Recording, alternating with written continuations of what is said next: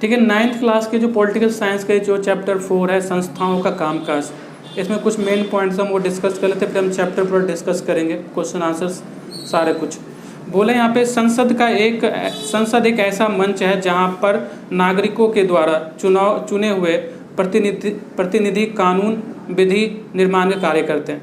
बोला है संसद एक ऐसा मंच है जहाँ पर नागरिकों के द्वारा चुने हुए प्रतिनिधि कानून विधि निर्माण का कार्य करते हैं। मतलब जो आपने पिछले चैप्टर में पढ़ा था चुनाव के बारे में, तो जब चुनाव खत्म होता है तो चुनाव के जीते हुए जितने भी क्या बोलता है मतलब उसके जो सांसद होते हैं वो संसद पहुंचते हैं और अपने अपने क्षेत्र का क्या करते हैं, प्रतिनिधित्व करते हैं। और दूसरा पॉइंट बोलते हैं लोकसभा में जनता द्वारा प्रत्यक्ष रूप से चुने हुए प्रतिनिधि होते हैं। इसका अध्यक्ष लोकसभा का सदस्य होता है जो स्पीकर कहलाता है और इसके सदस्यों की संख्या 543 + 2 होती है। 2 सदस्य राष्ट्रपति द्वारा मनोनीत करते हैं। बोले यहाँ पे लोकसभा में जनता द्वारा प्रत्यक्ष रूप से चुने हुए प्रतिनिधि होते हैं। मतलब लोकसभा के अंदर जितने भी सदस्य होते हैं, 2 तरह से हम क्या बोलता है जो है चुनाव 2 प्रकार का, प्रत्यक्ष होता है और एक जो प्रत्यक्ष रूप से नहीं होता है। तो लोकसभा के में चुने हुए जितने भी सदस्य होते हैं वो प्रत्यक्ष रूप से चुने हुए सदस्य होते हैं। तो लोकसभा में टोटल जो बात करें यहाँ पे सदस्य जो होते हैं 543 होते हैं। 2 जो होते हैं इनमें 543 + 2 होते हैं। 2 जो इसमें होते हैं वो सदस्य राष्ट्रपति द्वारा मनोनीत किए जाते हैं। राष्ट्रपति के पास ये अधिकार है कि वो 2 जो है सदस्य का चुनाव कर सकता है, अपनी मर्जी से कर सकता है और वो बिना चुनाव लड़े ही क्या होता है जो है लोकसभा का सदस्य बन सकता है। तो तीसरा पॉइंट, राष्ट्रपति लोकसभा में बहुमत वाले पार्टी या पार्टियों के गठबंधन के नेता को ही प्रधानमंत्री नियुक्त करता है। तो जो राष्ट्रपति लोकसभा चुनाव होता है तो लोकसभा चुनाव होने के बाद क्या होता है, जो पार्टी या जो दल होता है जिसको बहुमत प्राप्त होती है उसे राष्ट्रपति बुलाते हैं और जो है उस दल के नेता को राष्ट्रपति क्या होता है, उस दल के नेता को प्रधानमंत्री नियुक्त करता है। बात करते जो है नेक्स्ट पॉइंट, तो राष्ट्रपति भारतीय सेनाओं का मुख्य कमांडर होता है। राष्ट्रपति भारतीय सेनाओं, जो हमारे पास जो 3 प्रकार की सेना है, जल सेना, थल सेना और वायु सेना, इन 3 सेनाओं का जो कमांडर होता है वो राष्ट्रपति होता है। कोई भी युद्ध, कोई भी लड़ाई जो होता है उनकी क्या बोलता है बिना क्या बोलता है मतलब जो है आज्ञा या परमिशन के संभव नहीं है। प्रधानमंत्री की सिफारिश पर राष्ट्रपति मंत्रियों की नियुक्ति करता है। प्रधानमंत्री की सिफारिश पर राष्ट्रपति मंत्रियों की नियुक्ति करता है। ठीक है, मतलब राष्ट्रपति इसमें जो मंत्रिमंडल जो तैयार की जाती है, मंत्रिमंडल मतलब जो मंत्रिमंडल के अंदर जो चुनाव होता है, चुनाव होने के बाद जो नेता होते हैं, चुनाव क्या होता है, जिस दल के नेता को बहुमत मिला होता है उस दल के नेता को राष्ट्रपति सरकार बनाने के लिए बुलाती है। और उसके बाद जो राष्ट्रपति जो है सरकार बनने में भी मदद करती है। मतलब ये कि जो मंत्रिमंडल होता है, मंत्रिमंडल के विस्तार जो प्रधानमंत्री राष्ट्रपति की सलाह से करता है। मंत्रिपरिषद उस इकाई का सरकारी नाम है जिसमें सारे मंत्री होते हैं। इसमें आम तौर पे 60 से 80 मंत्री होते हैं।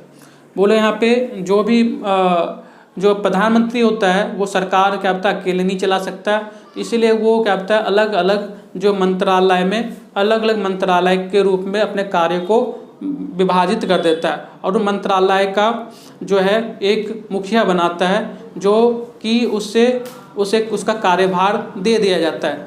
तो इस तरह से किसी भी क्या होता है जो सरकार होती है उसके अंदर 60 से 80 मंत्री होते हैं। जैसे कि अभी बात करें वर्तमान सरकार की बात करें तो क्या होता है इसमें जो है जैसे आपके वित्त मंत्री हो गए, इसके बाद हम बात करते हैं विदेश मंत्री हो गया, इसके बाद बात करते हैं होम मिनिस्टर्स जिसको गृह मंत्री कहते हैं, इसके बाद खदान मंत्री, इस बार रेल मंत्री, ये सारे जो होते हैं मतलब ये सारे जो भारत के जो प्रधानमंत्री होता है वो अपने क्या होता है मतलब जो है उनके अधिकार में होता है वो कौन सा मंत्रालय किनको देना चाहते हैं। प्रमुख मंत्रालय के प्रभारी कैबिनेट मंत्री, छोटे मंत्रालयों के प्रभारी स्वतंत्र प्रभार राज्य मंत्री और अपने विभाग के कैबिनेट मंत्रियों से जुड़े सहायक मंत्री राज्य मंत्री कहलाते हैं। बात करते तो मंत्री के भी कई क्राइटेरिया होती है, कई प्रकार के मतलब जो है मंत्री होते हैं मतलब जो है कैबिनेट के अंदर। तो एक होता है प्रभारी कैबिनेट मंत्री, छोटे मंत्रालय के प्रभारी और स्वतंत्र प्रभार राज्य मंत्री, और तीसरा होता है अपने विभाग के कैबिनेट मंत्रियों से जुड़े सहायक मंत्री और राज्य मंत्री, ये सारे होते हैं। भारत सरकार ने 1979 में बीपी मंडल की अध्यक्षता और अन्य पिछड़ी जाति आयोग गठित किया। 8 सितंबर 1993 को पूरी तरह इस आयोग की सिफारिश लागू हुई और अन्य पिछड़ी जातियों को 27% आरक्षण मिला। बोला है भारत सरकार 1979 के बीपी मंडल की अध्यक्षता में अन्य पिछड़ी जाति आयोग गठित किया। इसके बाद बात करें 8 सितंबर 1993 को पूरी तरह से इस आयोग की सिफारिश लागू हुई और अन्य पिछड़ी जातियों को 27% आरक्षण मिला। बात करें जो आपकी बीपी मंडल कमीशन जो था वो बहुत ही एक तरह से क्या होता है विवादित कमीशन रहा है, और इसमें जो है इनकी अध्यक्षता के अंदर क्या हुआ कि मतलब आरक्षण की मांग की गई थी। जो मांग आरक्षण की उस टाइम की गई थी वो मांग आज भी की जाती कई बार, और जिसके वजह से जो है जो मतलब जो आरक्षण की वजह से आरक्षण से क्या होता है कि मतलब सही जो कैंडिडेट होता है किसी काम के लिए वो वहाँ तक नहीं पहुँच पाते, और जो उसके उम्मीदवार नहीं के बल पे आगे आ जाते हैं। जैसे कि उदाहरण के तौर पे मतलब जैसे बहुत सारे पिछड़े जातियों के अंदर क्या है कि मतलब जो है आप जो स्टूडेंट है विद्यार्थी है तो उनके लिए क्या होता है कि आप जब आप 10th पास करके 10th 11th 12th पास करके जब आप कॉलेज के लिए जाते हो तो उस केस में वहाँ पे ये हो जाता है कि एडमिशन में जो ST होता है SC होता है उनको कुछ छूट होता है कि मतलब आप क्या बोलता है 10% 20% इस तरह की छूट होती है। और जनरल वाले के लिए क्या होता है जो है कुछ भी नहीं होता। उस केस में क्या होता है अगर किसी बच्चे ने 90% लेके आया और क्या जनरल वाला, और कोई अगर वही बच्चा क्या होता है मतलब जो SC ST वाला जो 80% के लेके आता है तो SC ST वाले को पहले एडमिशन मिल जाता है, क्योंकि उनको यहाँ पे जो आरक्षित सीट होता है, और जो 90 वाले होते हैं उनको सीट क्या होता है उनको एडमिशन नहीं मिल पाता है। ये मूवी आप अगर आरक्षण एक मूवी भी आई थी, उस मूवी के जरिए आप अच्छी तरह से क्या होता है इसको समझ सकते हो। तो ये क्या होता है जो आरक्षण की जो मतलब मांग हुई थी वो 1979 के बाद ही शुरू हो गई थी। भारत में निर्वाचित सदस्यों को राष्ट्रीय सभा को संसद व राज्य स्तर पर इसे विधानसभा कहते हैं।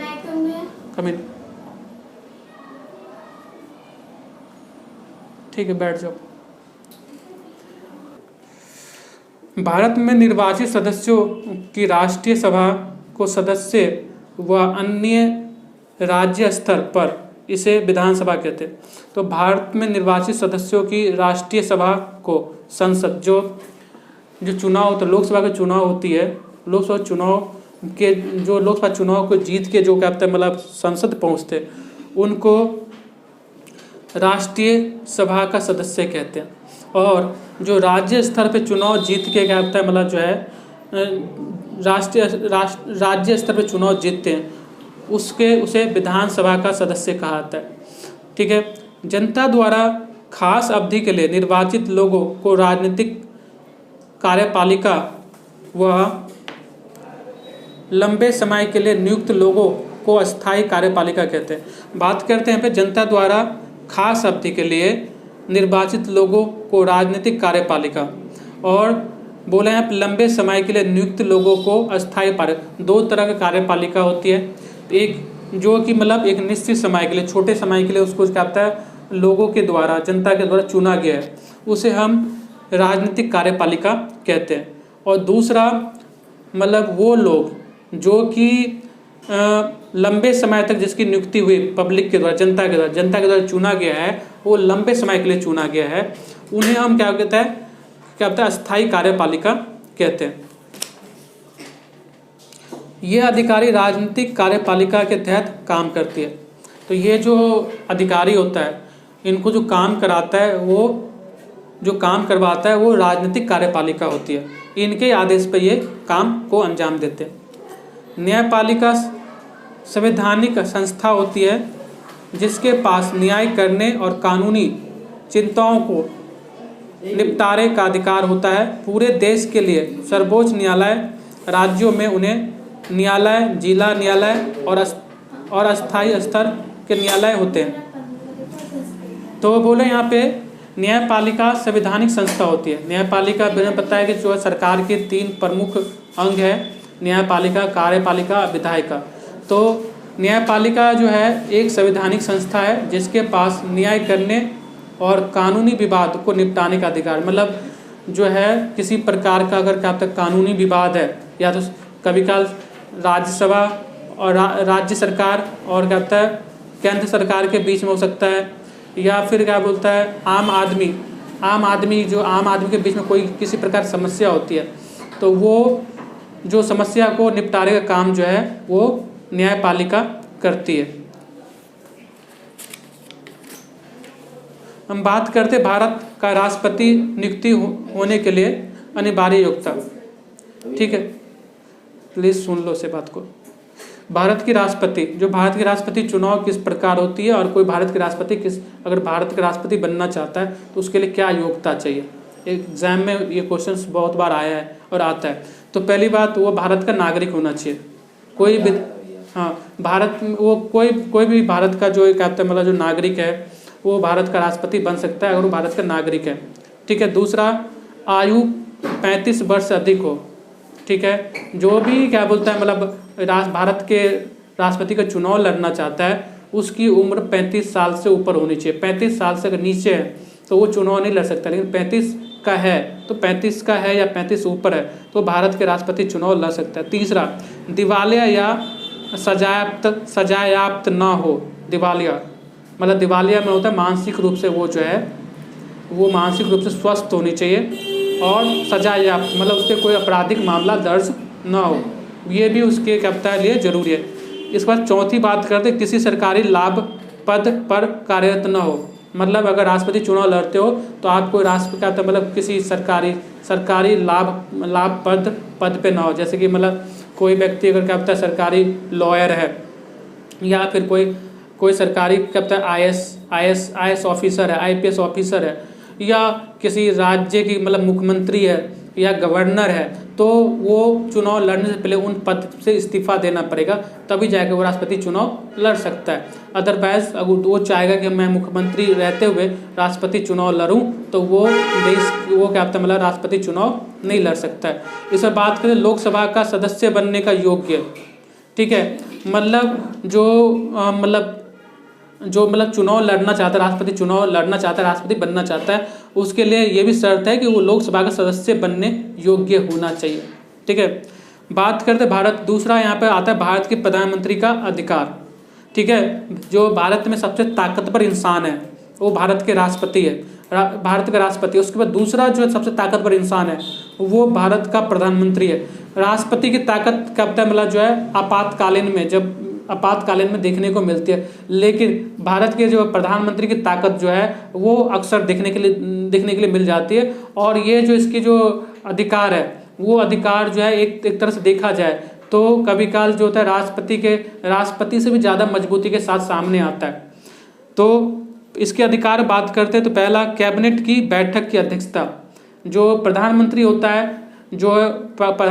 है अपने कैबिनेट का मुखिया होता है, और वो जो होता है जैसे हम बात करें कि स्कूल के अंदर बहुत सारे टीचर्स होते हैं और टीचर्स के ऊपर एक और होता है वो प्रिंसिपल होता है। ठीक है, तो उसी तरह आप समझ सकते हो कि मतलब जो है जो भारत के जो मतलब प्रधानमंत्री है वो इसी प्रकार के रोल में होता है, और वो जो है कैबिनेट की बैठक की अध्यक्षता करता है। दूसरा इसमें पॉइंट दे रखा है, विभिन्न विभागों के कार्य का समन्वय।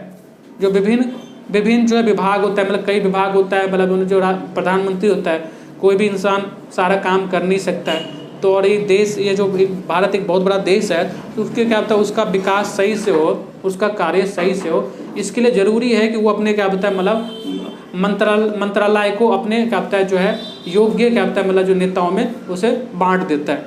तो उनके पास ये अधिकार है कि वो किसी से मंत्रालय ले भी सकता है और मंत्रालय किसी को सौंप भी सकता है। तो विभिन्न विभागों के कार्य का समन्वय करना प्रधानमंत्री के हाथ में होता है। तीसरा, विभिन्न विभागों के सामान्य निगरानी, ठीक है, तो जो है कौन सी क्या मंत्रालय सही से काम कर रही है, कौन सा सही से नहीं काम कर रही है, उसकी क्या निगरानी भी जो है भारत के प्रधानमंत्री करते हैं, ठीक है। और आपने देखा भी होगा, कुछ टाइम सुना भी होगा कि मतलब क्या नरेंद्र मोदी के बारे में बताया जाता है कि बहुत स्ट्रिक्ट क्या मतलब जो है स्ट्रिक्ट प्रधानमंत्री है।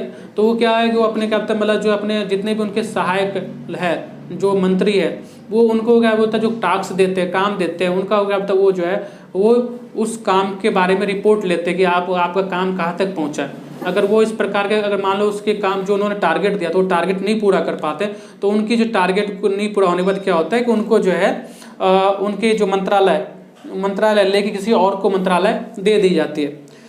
चौथा, मंत्रियों का विभाग का वितरण, मतलब जो है ये मैंने ऑलरेडी बता दिया है कि मतलब जो है वो मंत्रालय होता है, वो मंत्रालय कई मंत्रालय को प्रधानमंत्री अपने पास भी रख लेते हैं और ज़्यादातर और कई मंत्रालय को वो अपने क्या होता है जो मंत्रियों के अंदर बांट देते हैं। पांचवा, किसी मंत्री को बर्खास्त करने का अधिकार, मतलब मंत्रालय से बाहर निकालना, मतलब कोई मंत्री अच्छा काम नहीं कर रहा है कि या किसी के ऊपर क्या होता है मतलब कोई मतलब क्या होता है ब्लेम लग रहा है, आरोप लग रहा है, तो वो अपने क्या होता है जो प्रधानमंत्री अपनी क्या होता है जो पार्टी की शाखा बचाने के लिए वो क्या होता है मतलब जो उस मंत्री को बर्खास्त कर सकता है, अपने पार्टी से निकाल भी सकता है। बात करते हैं लोकसभा की, अब नेक्स्ट पॉइंट है, तो लोकसभा की बात करते हैं तो सदस्यों का चुनाव लोगों द्वारा प्रत्यक्ष रूप से होता है। लोकसभा का चुनाव जो होता है जो 5 साल में एक बार होता है, और लोकसभा के जो नेता होते हैं प्रधानमंत्री होते हैं, और इसका चुनाव जो होता है प्रत्यक्ष रूप से ये होता है कि लोग उस खुद ही वोट डालते हैं और अपने क्या होता है जो है अपने क्षेत्र के क्या होता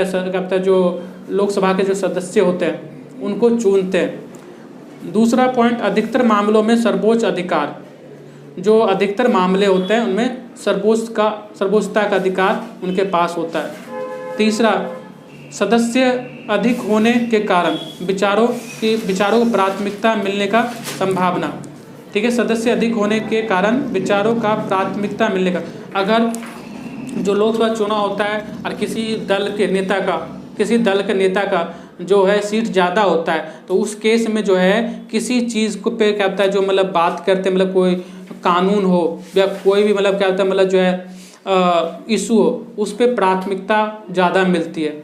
चौथा बात करें पैसों के मामले में अधिक अधिकार, ठीक है, जो पैसों के मामले में अधिक अधिकार उनको मिल रहा होता है। पांचवा है मंत्री परिषद पर नियंत्रण, जो है लोकसभा का मंत्री परिषद पे नियंत्रण होता है, वो जो है पूरा नियंत्रण रखते हैं, मतलब जो है ये देखते हैं कि उनकी जो मंत्री परिषद है वो सही से काम कर रही है या नहीं कर रही है, अगर नहीं कर रही है तो उसके खिलाफ जो है कार्रवाई भी कर सकता है। राज्यसभा, ठीक है, लोकसभा के बाद राज्यसभा आता है। राज्यसभा में जो है इसके भी 5 पॉइंट दे रखा है। सदस्यों का चुनाव अप्रत्यक्ष रूप से होता है, जो सदस्य होते हैं उनका चुनाव लोग नहीं करते हैं, आम जनता नहीं करती है। दूसरा, राज्य के संबंध में विशेष अधिकार उन्हें होता है, मतलब केंद्र सरकार का हस्तक्षेप तो होता है, लेकिन कुछ सीमित दायरे में उनका हस्तक्षेप होता है। नहीं तो बात करें अधिकतर जो है इसकी अधिकतर जो फैसले होते हैं राज्य सरकार लेती है और उनको ये अधिकार विशेष अधिकार के रूप में प्राप्त होता है। सदस्य कम होने के कारण विचारों को प्राथमिकता न मिलने की संभावना, अगर राज्यसभा में अगर सदस्य की कमी है तो उसमें किसी भी बात पे किसी भी इशू पे उनको प्राथमिकता कम मिलती है। पैसों के मामले में कम अधिकार, जो पैसे के मामलों में कम अधिकार, अगर यहाँ पे लोकसभा में पैसों के मामले में अधिक अधिकार मिलता है, यहाँ पैसे के मामले में उनको कम अधिकार मिलता है। पांचवा, मंत्री परिषद पर सीधा नियंत्रण नहीं, जो मंत्री होते हैं उनमें राज्यसभा के अंदर उसके ऊपर मंत्री परिषद के ऊपर सीधा नियंत्रण नहीं होता, कंट्रोल नहीं होता, ठीक है। ये जो आपका चैप्टर दे रखा था संस्थाओं का कामकाज, ये इसमें जो इम्पोर्टेंट पॉइंट थे वो हमने डिस्कस कर लिया है। अब यहाँ पर हम इसको जो है नेक्स्ट क्लास में इसको हम कब तक देखेंगे, ठीक है।